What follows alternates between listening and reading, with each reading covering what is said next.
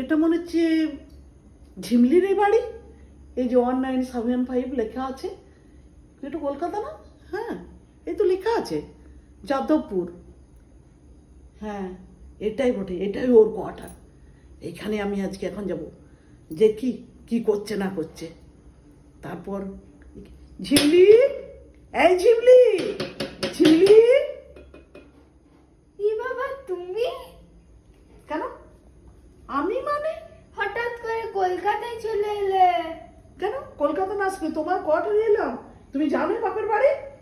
না, আর কদিন পরে তো শালগড়ে যাব, আর তুমিও তো যাবে। এখন থেকে এত রং ঝং মেখে একবারই দেখো। বাবা রে, এটা কি পরেছো, কাফতান নাকি?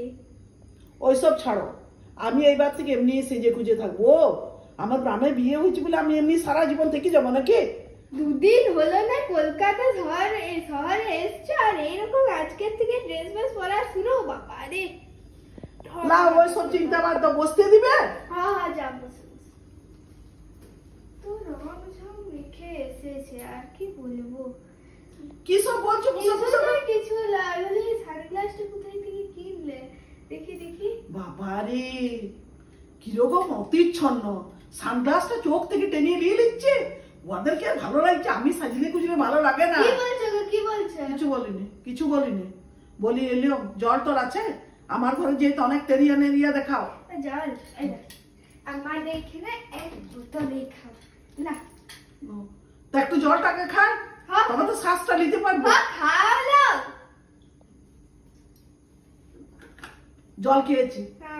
দেখ, তো এই মানে বাপের ঘর গেলে কত ফাইফোট আনি, এই করো ওই করো সেই করো। বৌদি যে কোথায় সুদূর সে আসছে বাঁকুড়া থেকে। আমি বাইরে থেকে সব শুনলাম, কি কি বলছো আমার নিয়ে। আমি জোরে জোরে বলিয়ে নি, তা তুমি কি করে শুনবে? বলি বাঁকুড়া থেকে আইছি, ঝিমলির কোনো কর্তব্য, কিছু করছো আমি শুনতে পাচ্ছি। ঝিমলির বলে কোনো কর্তব্য বোধ নাই। এক কাপ চা তো দূরের জায়গা, একটু কোন রকম বোতলে জলটা দিয়ে চলে গেল।